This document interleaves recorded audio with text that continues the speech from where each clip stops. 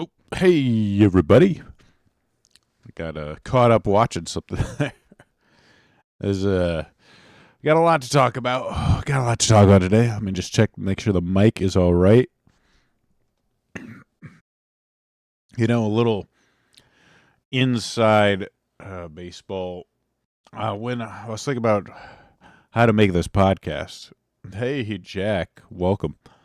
I was thinking like maybe I should separate it into like segments.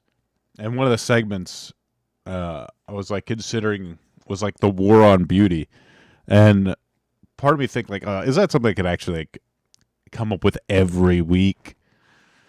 And it turns out yes, I think I could have a story every week of a character that is now that was like kind of hot that is now ugly. So let's hop right into it and see the latest gameplay reveal. This is Perfect Dark, a classic from the N64.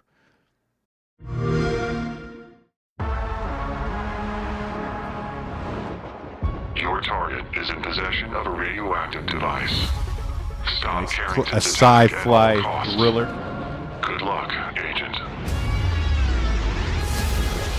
Jumping. I always knew I had an instinct. I could see the world Skydiving differently. through a I thought sandstorm. it would be like any other mission.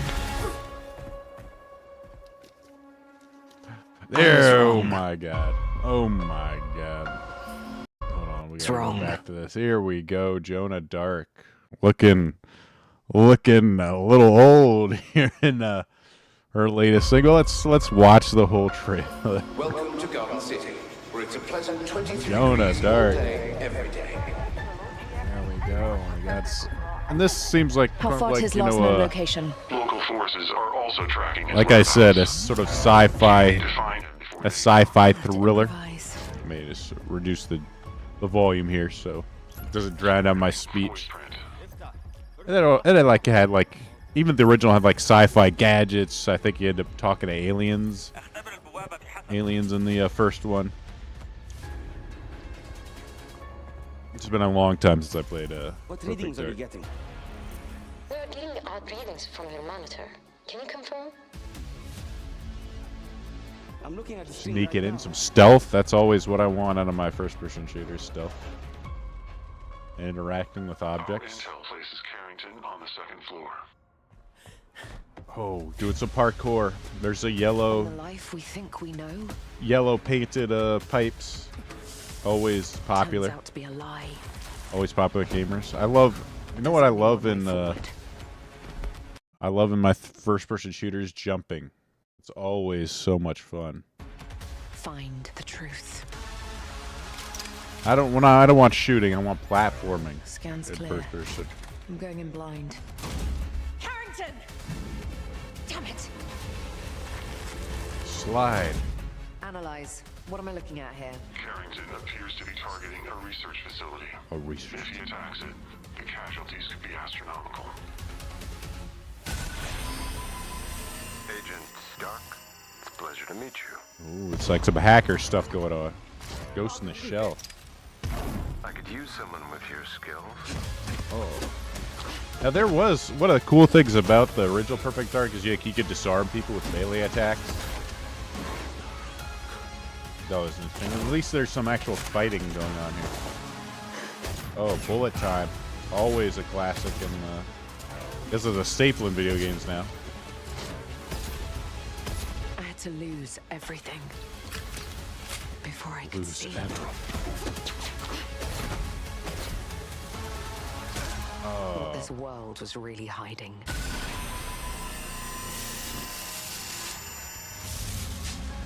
I hope you're ready, Agent Dark. Are you all... Once you open this door, there's no going back.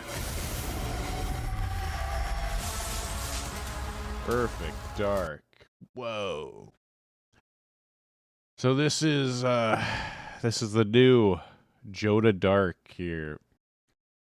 Look at this. Holy smokes. For reference, this was I don't know if there's a way to zoom in on this. This was the original Jonah Dark. In sort of N64 era. Not like super high res. N64 Jonah Dark, tight suit, kind of a seductive pose here. Definitely kind of pit up, but then they really, I think once they switched to, the Xbox, they went like ham on the sort of sexuality here. With her being like some sort of pin-up model, like seductive poses here. And but now we have this. This is this is the grown up. This is sort of the immature teenage fantasy porn brain stuff, but here is the this is grown up Jonah Dark here. This is the grown up mature looking Jonah Dark. If you haven't noticed through the trailer though, like there's zero hint of any sort of sexuality with Jonah Dark. We can't even use, like, here she is in a poncho, stepping out, no cleavage. I don't think we saw any cleavage in the entire trailer. So, she's a serious woman. She's mature, and that's what video games are now. This is, looking at it, this is like looks 100% like it's to satisfy some woman's ego. I honestly can't get why you make a character that looks this plain. Man, the people are like, oh, she looks attractive woman. What are you, gay? Why do you think she's unattractive? That when you look at, like, this is how like video game characters used to be designed. Like, not like here's like a any like non-fat woman's pretty attractive, to be honest. If you want to go with real life as an example. But then they used to be designed like here, she's like a drop dead supermodel hot type of thing. Clear sex appeal, and now it's this. Because this is who we're designing video games apparently for women and ESG scores now, not the actual audience that's going to play it. Because they would prefer, Jonah Dark to look like this. And look, Perfect Dark wasn't a game about showing off. I mean, it's a first-person shooter. You never see her character model like at all in the game. Maybe through some sequences, but it's not a huge part of it. But at the very least, there's that spice in it. That she's an incredibly attractive, like, secret agent type of character that can seduce men. Sort of like a Bond. I think it's kind of the reverse of the sort of a different type of Bond. They have that mystery and that appeal to them. But no, not anymore. Not anymore. Jonah Dark is a serious woman. She's doing serious stuff, serious adult stuff. And, teenage men can't understand that. They probably shouldn't even play the game. We'll see how it goes. I know, like, one of the funny things about this is, like this era Perfect Dark, I don't think it did very well. Like, the original Perfect Dark, I think, did pretty well on the N64, but that was, like, Rare at its peak. Rare in the N64 era was, like, unstoppable. They had, like, Donkey Kong 64. They had, Diddy Kong Racing, I believe. They Conker's Bad Fur Day, the Banjo-Kazooie series, Perfect Dark. I think they were involved in GoldenEye as well. Am I crazy on this? GoldenEye. Let's see, Rare. Let me just type in Rare Games, N64. They just made so many iconic games. Yep, GoldenEye, Banjo-Kazooie, Perfect Dark. I don't recall Blast Corps. They made Killer Instinct?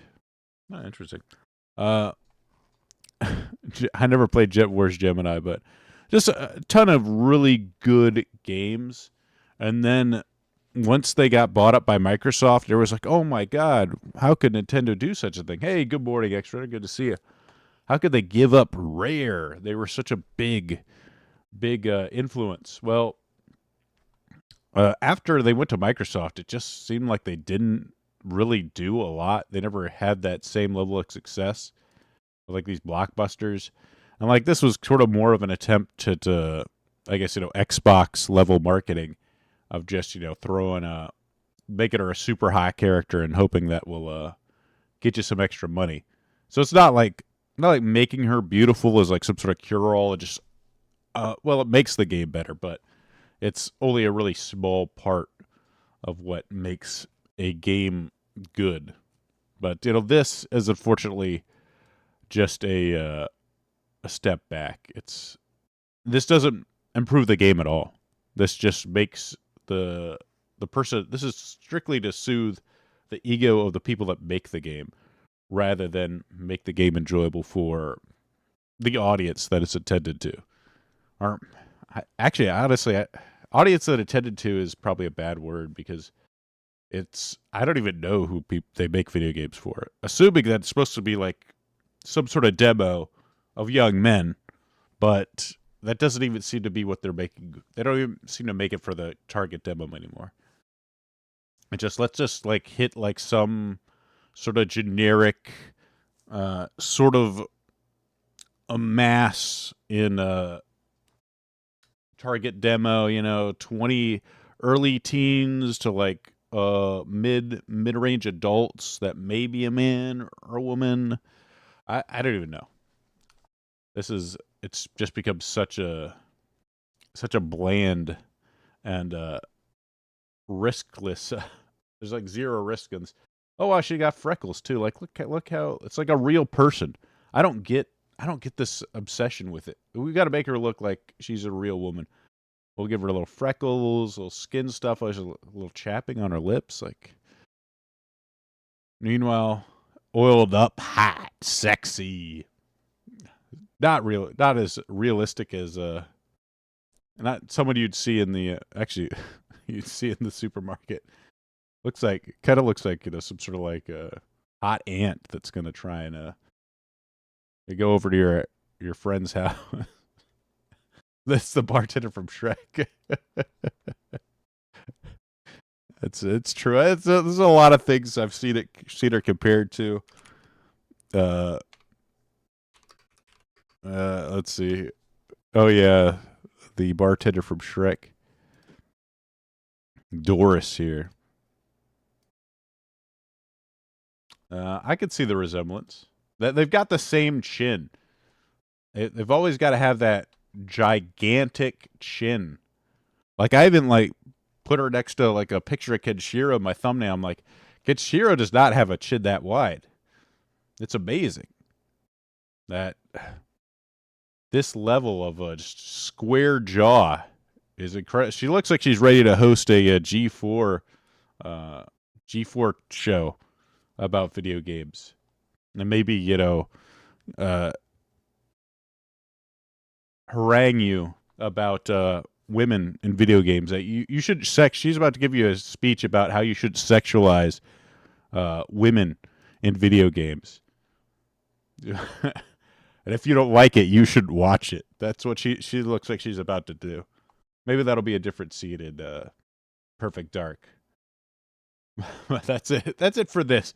Every week, though, it's insane. Every freaking week, it seems like there's another example of this. And unfortunately, it's a character that has, a history.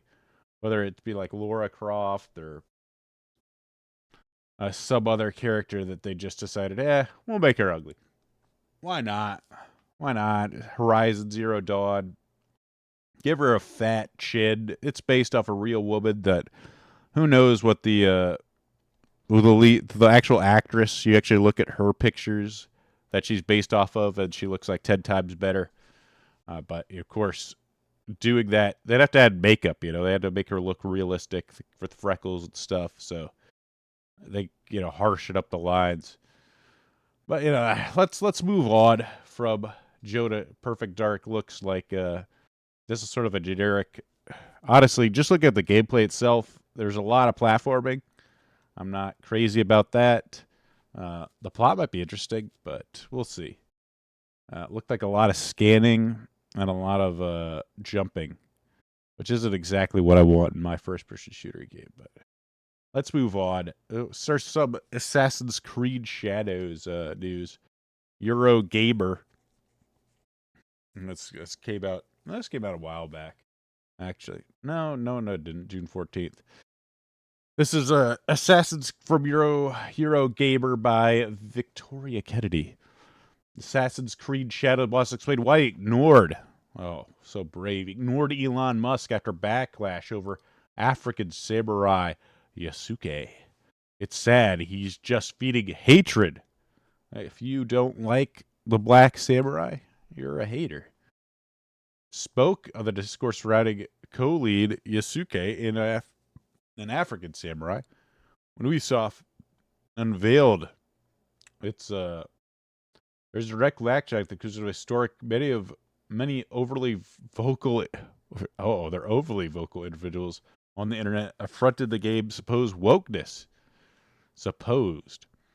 The discussion was amplified when controversial owner, got to throw that controversial in, owner of the platform Elon Musk joined in, replying to one user suggesting Ubisoft delay the release in response to widespread backlash over the game. DEI, Elon Musk quipped, DEI kills art. Of course, the exchange was not missed by the Assassin's Creed team. However, Kote, I assume that's how you pronounce it. I don't know what the any Europeans know what that. How do you pronounce that? Kote. I don't know what that upper thing means. Did not rise to Elon Musk post and it said ignore it. Oh, this is so good. That tweet generated emotions. That the first thing I wanted to do was go back on X that I had deleted. Kuti? Is that how you pronounce it, Jack? Am I saying it right? I'm trusting you. Since I'm trusting the Dutch to know. But he's first of all he's gotta say that he deleted X. Like a good liberal, he deleted X and just tweet back, Kute says. But told Stefan Toledo's game file, and I just took a step back. I had a mindfulness app on my phone. I did a bit of mindfulness to try to explore the emotions that this tweet created. For me, Elon, it's sad. He's just feeding hatred. He had a lot of three-word replies. I don't know. I'm super gay. Was that one of them? That came to mind. Who knows what those 3-word reply was, but I'm sure they're super badass. Cootie says he knew that replying to Musk at that moment would not help Ubisoft's case. It's Coochie? I don't think so. I think you're lying to me, X-Runner. But by attacking someone like Elon, it did not convince people that our point of view as a team. Before adding, Yasuke is very, very grounded in the history of the franchise and how we make our choice. Did the initial research surfacing, soon things kept into place. We got a mysterious historical figure from which not many is known about. As for us, it was what we wanted in Assassin's Creed. He explained. When you look at this, like, I deleted the X app, which I deleted, by the way. I'm on Blue Sky or something, whatever liberals use now. The Mastodon or whatever a good liberals use now. I thought about bringing it back, but I did some mindfulness. This is who's making games for men right now, is people like this, and you wonder why games. I don't think this is why I don't think it's necessarily always DEI. I think so many of the people in these companies are just so limp-wristed that it can't help but come through in the art of the game, where you're just like, man, I just don't see, men I relate to or like men I want to be that are like badass and beat the crap out of people. I mean, the Assassin's Creed is supposed to be a game that's about like cool assassins, and now it seems to be more and more that we're getting sort of black. The black samurai is one thing, but this was kind of interesting. I just saw this. Let me bring this up on on X. This is some people reacting to, Japanese people reacting to the trailer. So the danger... Well, give me one second. Let me take a little drink. The dangerous idea that we have filled in the gap in history with our story. UBI's our samurai Yasuke is not a samurai, although he was supposed to have been loved by the people of Fukushima for governing the castle town well. A recent gate showed the common people being oppressed in the castle town. Our history with Ubi. Assassin's Creed. This is another Assassin's Creed set in Japan's Asushi Moyama period. Momoyama. And I'm surprised that the film fails to anticipate the shockwaves that would result for making Yasuke, who isn't even in textbooks, a legendary samurai, and having him kill Japanese people instead of actual Japanese themselves. That shows a guy smashing a dude's head. This is really crazy. Has always had local characters as main characters. They call Yasuke a samurai who played an active role. If this were China or Korea, could always use that trade led to a ban in Japan. They wouldn't have said anything.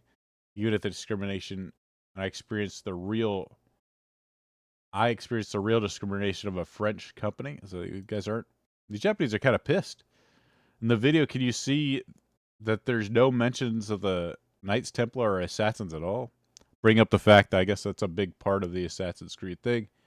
In a politically complicated time, it's easier to understand if you look at the multiple perspectives. Their two choices, Knights or the Church, which they might be, but yeah, they're not really shown off in any of the videos. So even the Japanese people aren't really happy. It seems kind of phoned in. I don't really give a shit about the Japanese themselves. It seems it's really just a backdrop for them, and they're kind of pissed, especially since Yasuke, again, they want to keep saying like this is a historical figure when it's totally blown. His historical relevance and importance is completely blown out of proportion by these games. He's 100% picked because he was a black character, and they wanted a black character in it. They wanted a female character in it as well. Checking all the boxes. This is from Dual Shockers. Won't have... This is interesting because people always brought up, how's Yasuke going to do stealth? And then apparently they just decided, no, he won't. Won't have classic social stealth. Fans call it a huge step back. So basically what they're saying here is that the female character will have the sort of female ninja, the Konichi, or however you pronounce it, will have that classic stealth. You play as a Noe, although it appears as ditched social stealth elements that have been seen in the past installments. And you would wonder the difference between stealth and social stealth. And it's just like you could sort of slip into a crowd and sort of hide in crowds. I don't play a lot of Assassin's Creeds. I played it a little bit, and that's something you do while you're stalking like a target or something. But they decided, hey, with Yasuke, we're just gonna stop that element.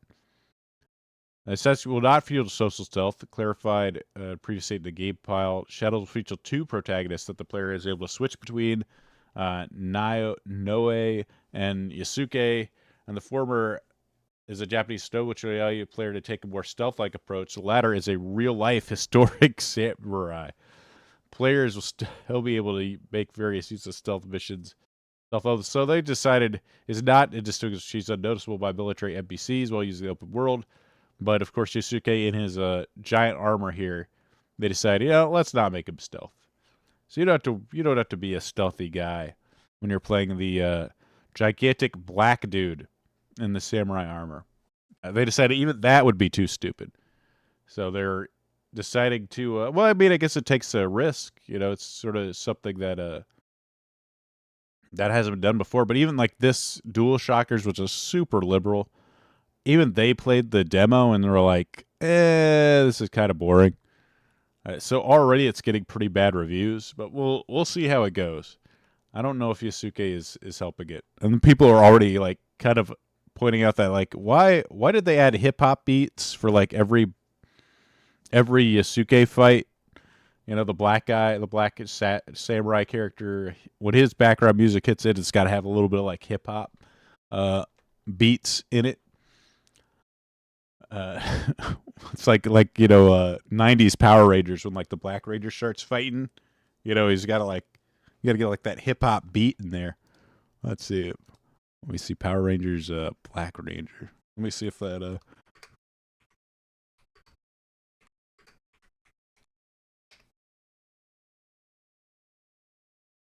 I don't know if they have a. Nah, they don't have the classic. Darn it.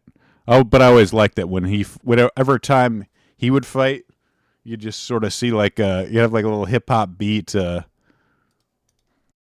starting out as he like started to fight. Ah, no, they have it. I don't want to take too much time to.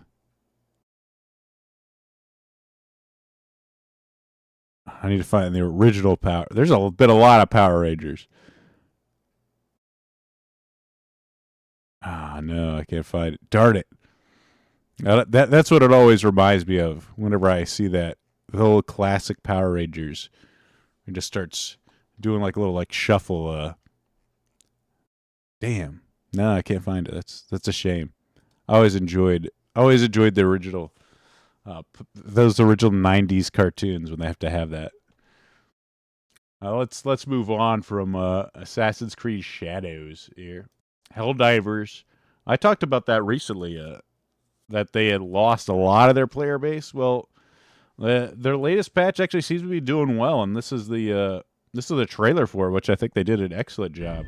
They kind of actually went with a Predator type of theme.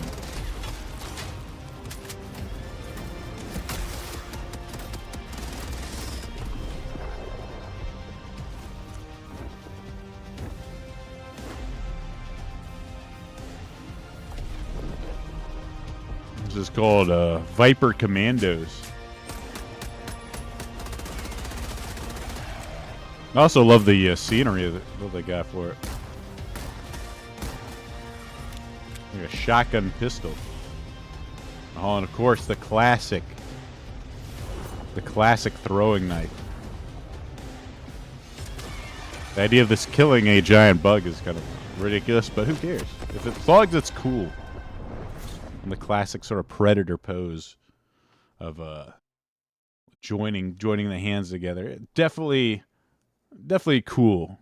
Kind of fits that vibe, like cool, ultra masculine that you'd expect out of a sort of Predator style thing. But what they're saying is like lately the patches have not been that great, but they released probably their biggest patch yet with a lot of changes. And it seems like players are responding. Well, who knows if it'll keep up? But, with the sort of style of it. Like, the other ones have been kind of like, meh, in terms of, like, their theming. But I think this one, they kind of really hit a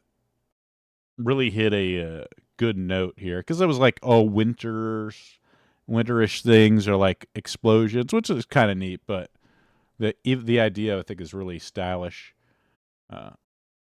And it's actually players have responded by going back up to almost 100,000. Like lately, they've been sort of dropping and like having their player base every month, which it happens as a game gets older. But obviously, with this being a live service, you don't want it to happen. So they got to do the best they can to maintain a certain amount of players. Was I guess almost then actually went under 50,000 players, one of the lowest peaks of the game's history, and then it's back up to 91,692 players. And the game's over. Hit over 100,000 concurrent players in a few weeks. But pretty cool. Good to see Helldiver, and I'm sure when they actually introduce the third race to it, they're actually gonna spike up again. But thankfully, it's a good game, so I'm glad to see it's doing well. I need to get back and play it sometime. This was this was something I found a little bit relatable. Right, I used to play League of Legends quite a bit. That was a while back with some of my friends. I ended up stopping because it seemed like they really put a focus on globalizing instead of actually improving their game with like servers and shit. League of Legends Studio says it's trying to broaden gameplay modes to accommodate aging demographic. Like, oof. This one hits hard. League of Legends remains popular in 2024 with the animated series and a new Bullet Haven PvE mode. So, League of Legends is a 2009. Goddamn, that's when it came out. Online Battle Arena was showing no signs of slowing down in 2024. Its charismatic lore has inspired even a popular animated series, which is set to debut its second and final season on Netflix. While the series pulled more of the uninitiated into a player pool, Riot is devising a plan to satisfy the game's loyal but aging demographic. In April, Riot announced a new Bullet Haven PvE mode, which will be released during the game's mid-year event this summer. It's expected the new mode will not be a permanent addition, but also it operates the same way as Vampire Survivors, and players can tackle hordes alone or with friends. So this Vampire Survivors is a really simple style game. By the way, this is by Joe Craig from DualShockers. So it's something that's pretty easy to play. Doesn't require a ton of skill. It's mostly like, oh, I got a cool upgrade. Maybe I should try and like get this cool upgrade, and then you have to make some choices that way. But there's also like a lot of like dopamine hits in it, like, oh, boom, explosions, confetti, new stuff, and then just hordes of enemies. It's a really fun type of game to like stream, and really easy to talk while you're playing. So it's, again, a game, I can definitely see that game mode being appealing to people that maybe don't want to sweat. The long-term balance of League players want a game balance after their 9 to 5. This is kind of an interesting idea. Like during a Q&A session, the game director, Poo Lu, I don't recognize that guy's name, studio head Adrian Von Rook acknowledged that the Battle Arena's dedicated player pool that remain loyal to the game for well over a decade now. It's certainly true that our audience is aging up. However, Lu stated the inevitability is not inherently a bad thing. Despite the intriguing around Arcane, League is not pulling in new players at the same speed as it was 10 years ago. Which, I mean, obviously.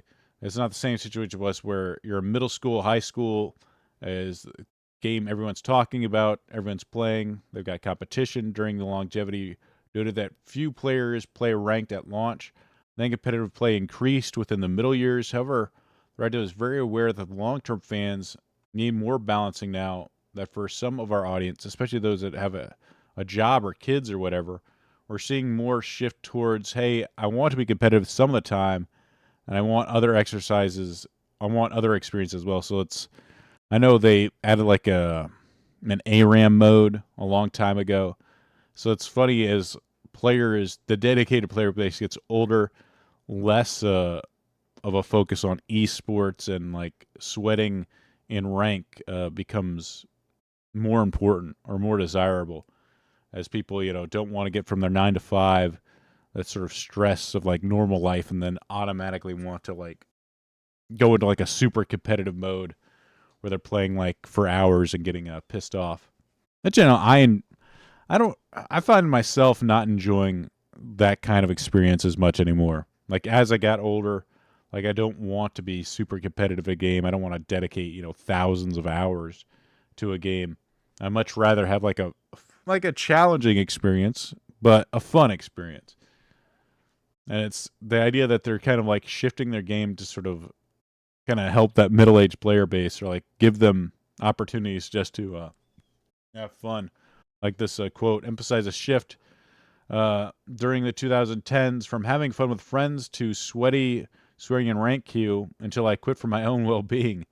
But the older demographic of the present seems to favor a more laid-back gaming experience with League after adulting. I hate that term, adulting, but an interesting idea is like League gets older and its player base gets older. Hey, Silver Bishop, dropping by to say hello. All right. Sitting in front of sitting on a train, traveling across somewhere in Europe. Public transportation. This League of Legends, man, I haven't played that game in forever. I definitely stopped, but getting older. I wonder if esports people are going to age out of esports. But I guess there's always younger players. But as games themselves get older, it'd be interesting to see if people just shift more towards like, hey, maybe you don't want to like sweat all day. Of course, we have in some ways you almost kind of see it with some of these games that are kind of esports, but at the same time you have the victory. These battle royale type of games are not, I don't think, as intense. I don't really play battle royales, but I mean, competitive wise, it's not team versus team, straight up competition. There's always this element of chance in there. Like there's a lot of randomness to it. So it kind of takes away a bit of the competitive nature of it. Even something like Fortnite, if you compare like Fortnite to Counter-Strike, I'd say Counter-Strike really is sort of the gold standard for competitive shooting, while Fortnite is nowhere, not even the same atmosphere, really. Of course, I've never played Fortnite, so maybe that's an unfair comparison. But from my observation, it doesn't seem like there's elements there that don't make it super competitive. But this was an interesting story that came out, and this is from Pirate Nation.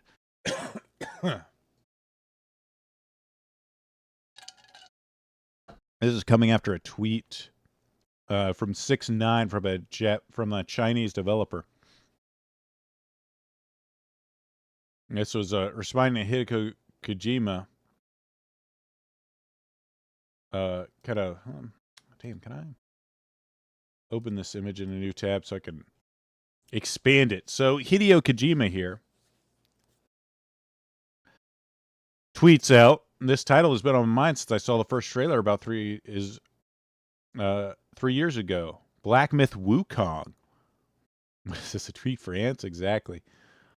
Its original look, design, coloring effects, and presentation, having an outstanding sense of style, it sets it apart the other games. I'm also eagerly following game, and then I think that's the game maker. And then someone responds, singing, promote, and praising a game studio which has a fervent history of sexism and hatred is really disappointing to me. Typical Twitter user concerned trolling.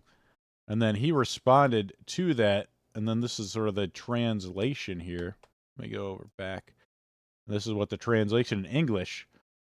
The reason why the team behind Black Myth Wukong has been subjected to persistent sexist attacks and slander since their very first promotional video is because they have consistently refused political correctness guidance and rejected the extortion guidance fees of millions of dollars demanded by these political correctness teams. Actually, such teams are common in Europe and America. They interfere with works like Assassin's Creed, Dying Light 2, Stay Human, and God of War by pushing for politically correct female protagonists. These changes are the direct results of interference and guidance of such teams. Game science teams refused to communicate with these groups and rejected their interference.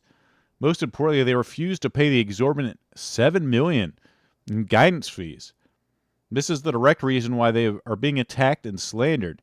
Some justifications are based on the team's lack of diversity and representation, which does not align with the politically correct standards. A typical example is an article by a major IGN writer criticizing Hogwarts Legacy and refusing to evaluate or promote it due to its alleged lack of political correctness.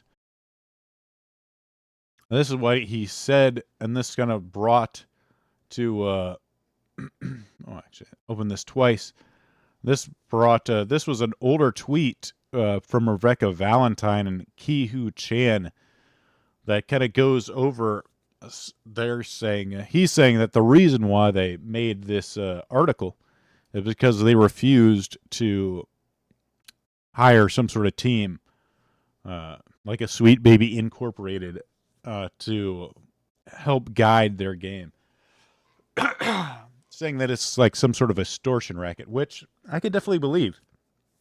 The DEI and these consultancy groups helping with the help of, say, IGN and people in the press, they work together to extort money from these teams and change the art in these games to something that's more acceptable, more palatable for them.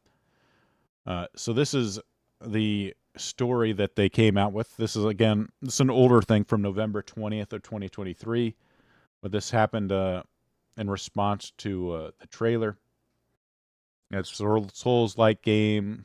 First, they're talking about it, but this whole article is a lot of crap. Like global buzz reached a fever pitch. Blah blah blah. We're an indie studio with only mobile release.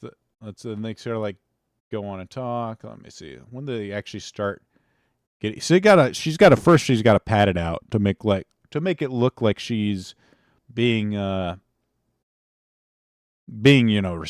fair to the company. Written by individuals for an indie studio with only a mobile release, which is largely an unprecedented feat, particularly for the game has not been released. But beneath the luster of a Souls-like studio plagued by claims of sexism, several posts have surfaced from a Chinese.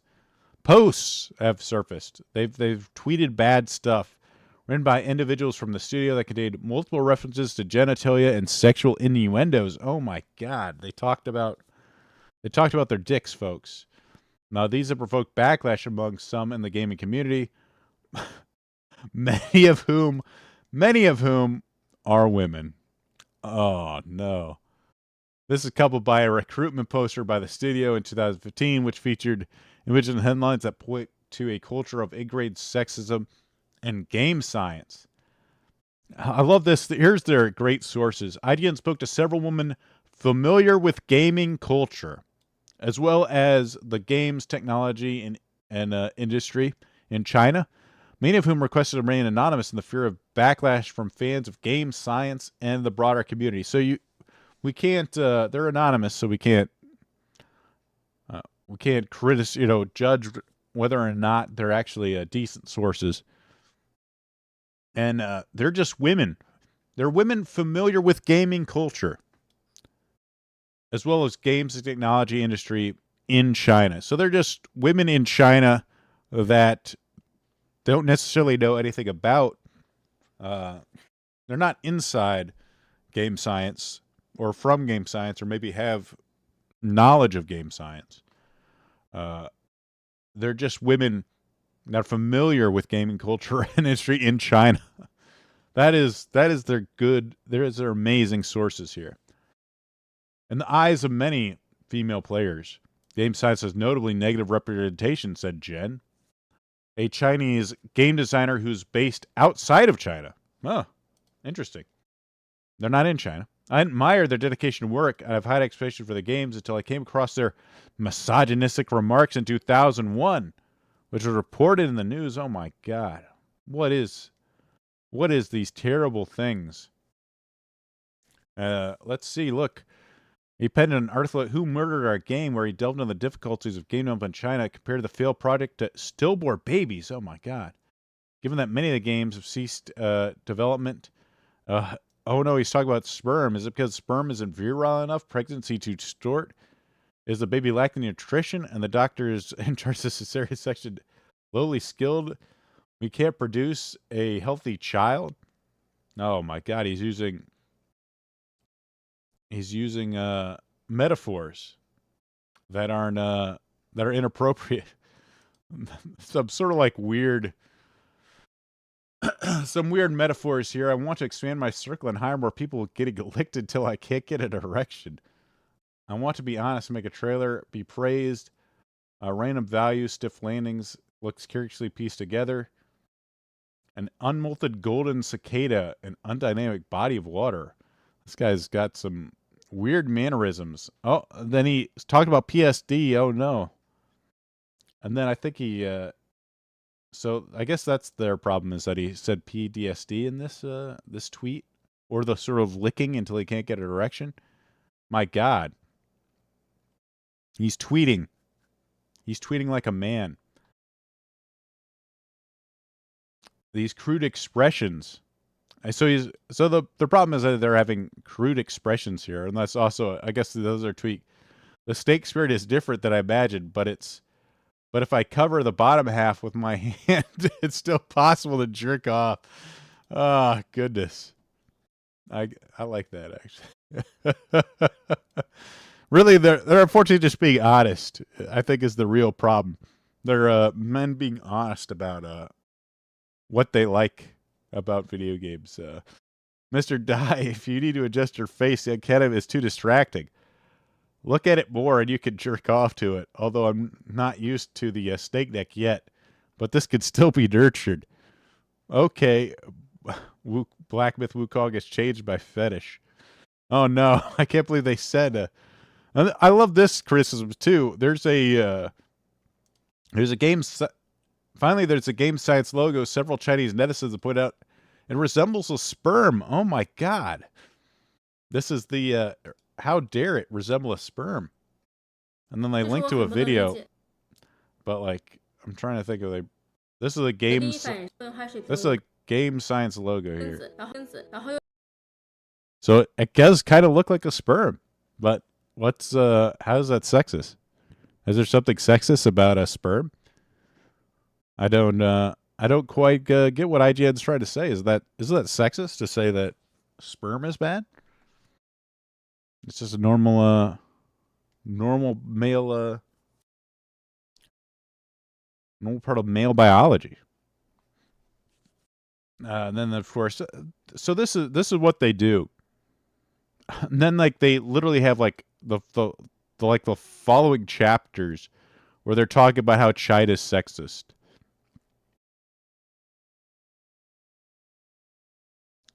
So they just go... Well, the second half of the video is just... Here, things are sexist in China, which, hey, probably. I'm not going to say whether it is or not. And then talk about political power and how feminism is struggling in China under the authoritarian... with, like, one-child policy and work environments toxic to women. Oh, my God. So, like... No, this is just, again, I guess trying to tie this to how this studio Game Science is just part of a larger problem of oppression for women. And then I love this vital line. Black Myth Wukong Country sits at an inflection point, not just for Chinese feminism, but also for the Chinese game industry. Like, oh my God. Guys, if you don't do something about Black Myth Wukong, all of Chinese feminism will fall. This is just an important inflection point for the Chinese game industry. If you want a gaming industry, if you want to make money in the West, then man, you got to clean up your act. You got to get on board with Western values. Because those Western games are doing so well right now. They're doing so well. As opposed to, Japanese gaming, which is apparently struggling.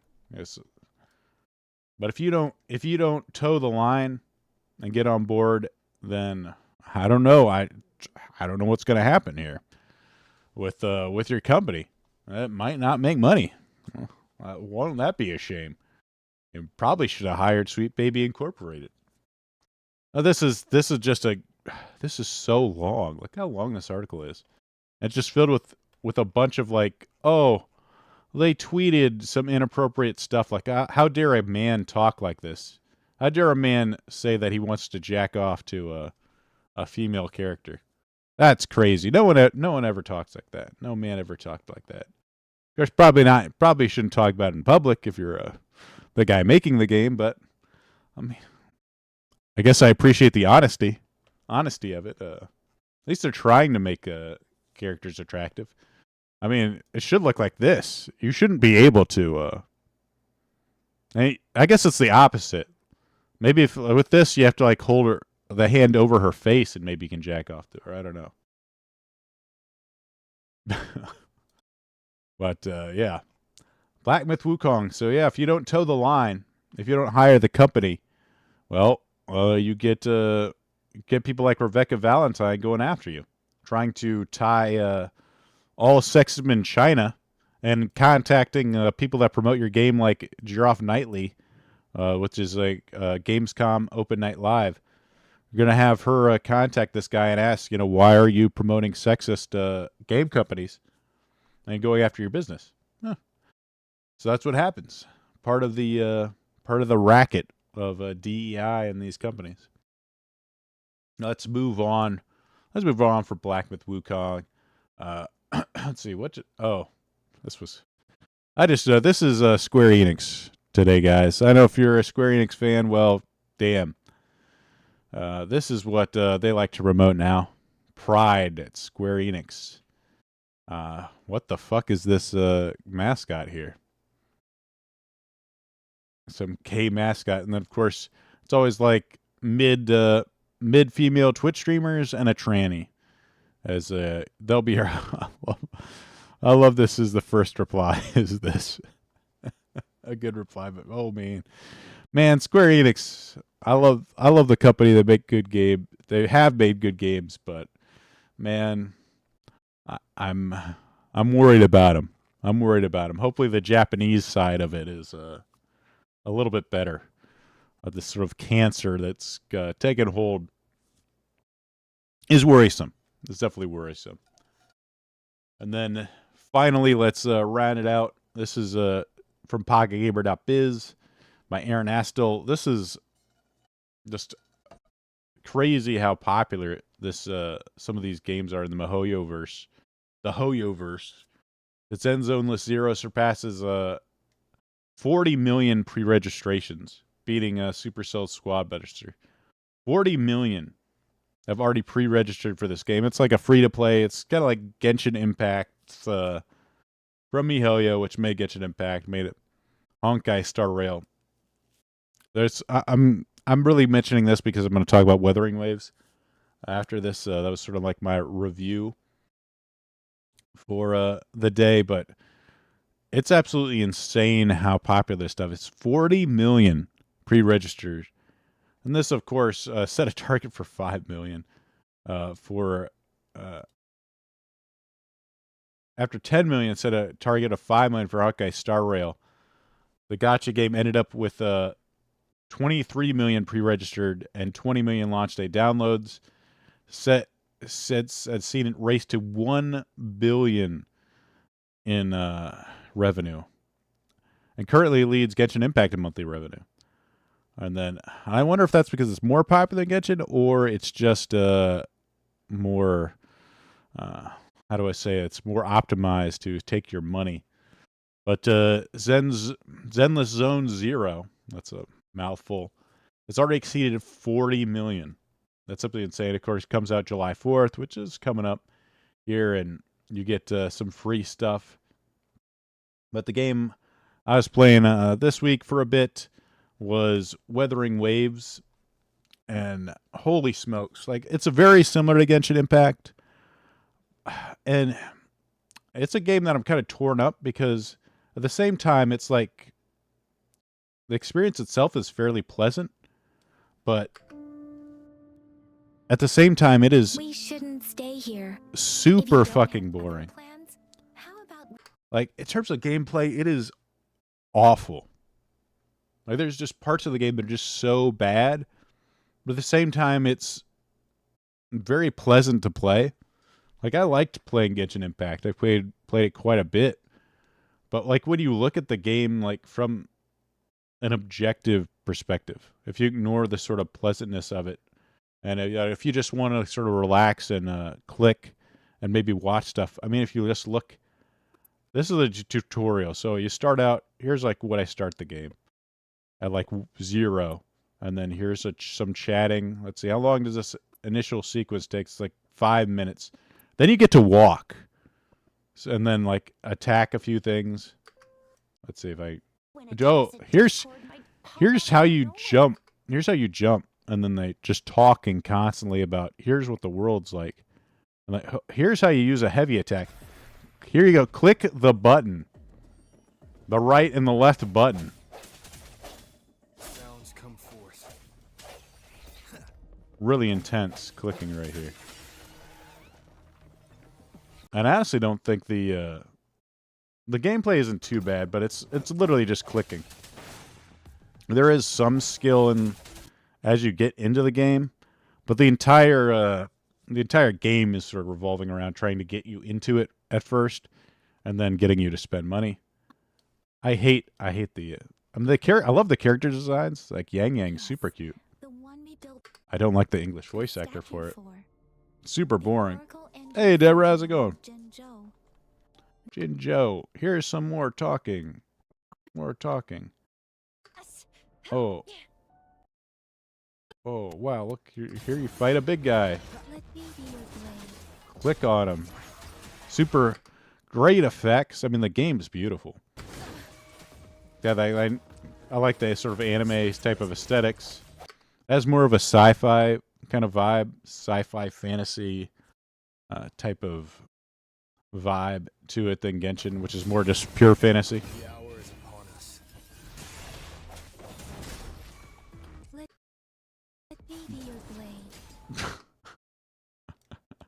Let me be your blade. I hate the English voice acting. And then like the cute characters, cute anime girls all over the place. Again, more talking. And here's more talking. 15 minutes into it, we're still... All I've done so far is click on a few characters and fought some guys where they tell you how to like right click and left click. Now we finally get into a boss style fight.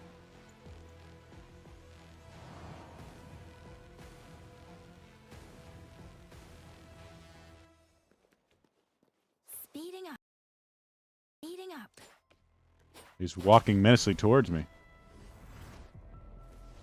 Left shift to dodge. You can lock the camera too. Just play God of War.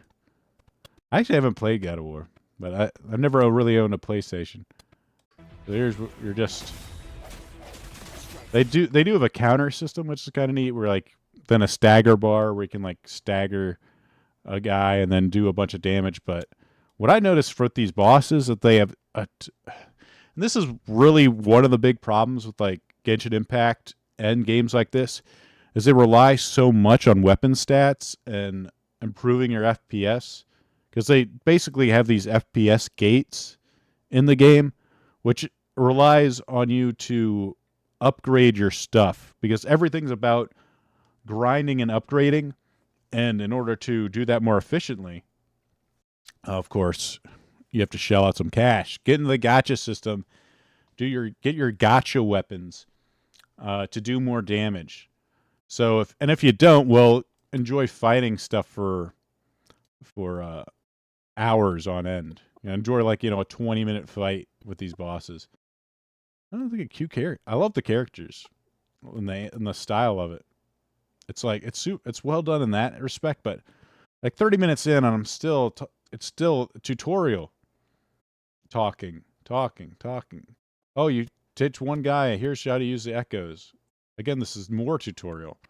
And then you get into the town. 40 minutes in, I'm actually in the first town. And then at this point, it's just following this again, talking. I think this is when you finally... and then the quests themselves are...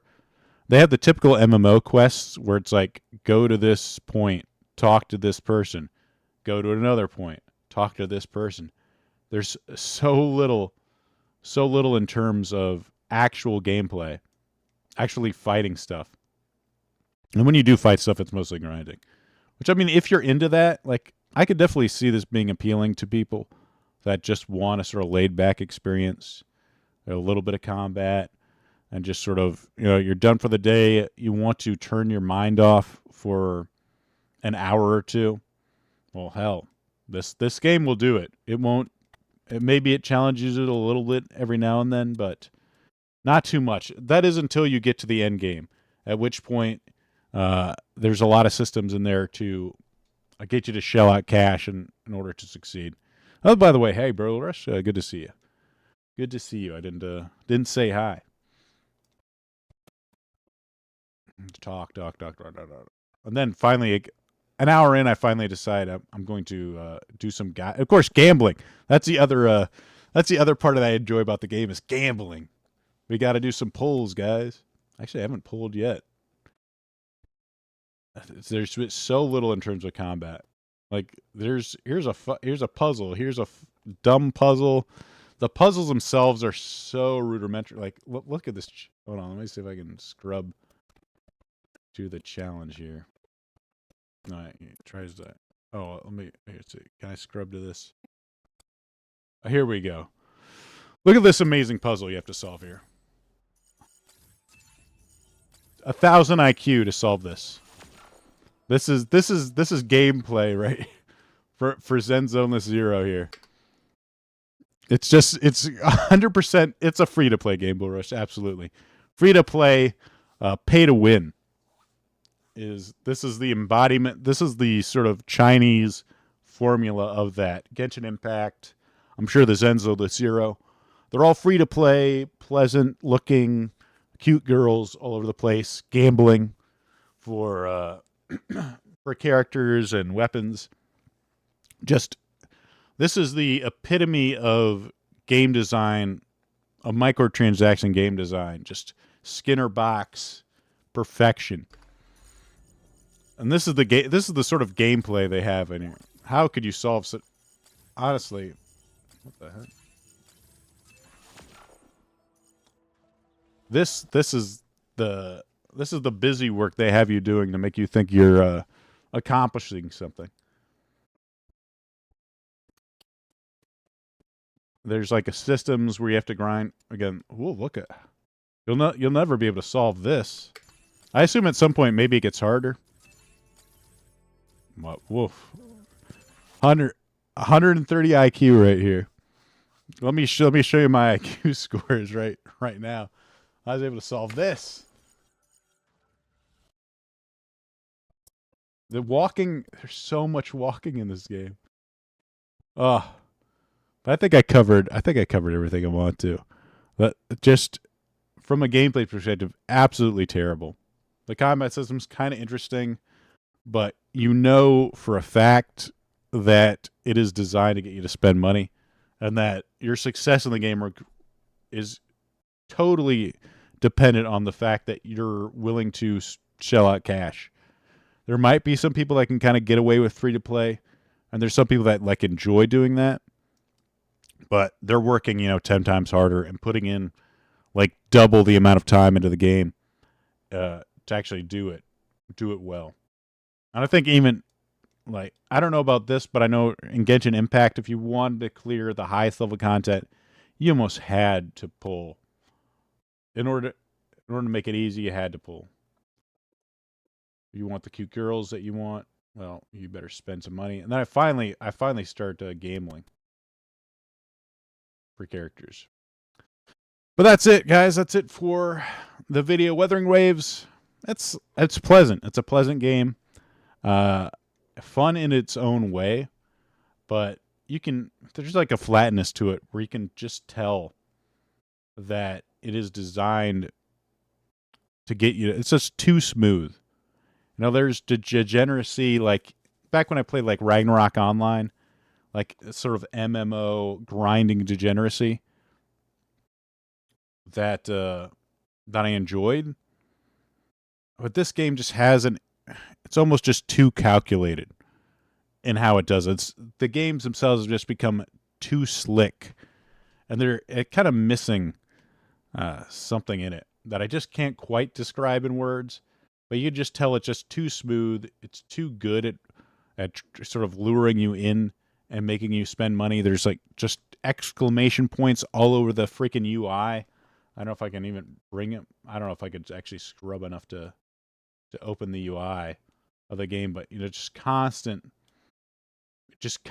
trying to get you to why the hell is Skype? Get the fuck out of here, Skype. I hate Windows. I don't even want you open.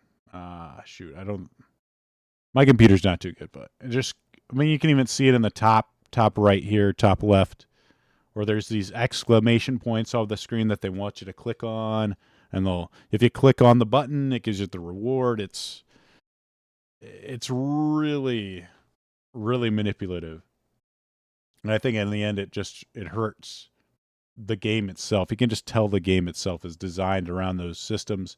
And then, just a nice looking coat of paint is put on top. But guys, that's it for the podcast. Hope you enjoyed it. Be sure to like, subscribe if you haven't. And support the channel. I'll be redirecting to Post Zero, where they'll be talking about Father's Day. I'm gonna have to miss it. I'm gonna be doing some other things, but hopefully you guys will enjoy it, and I'll see you again later.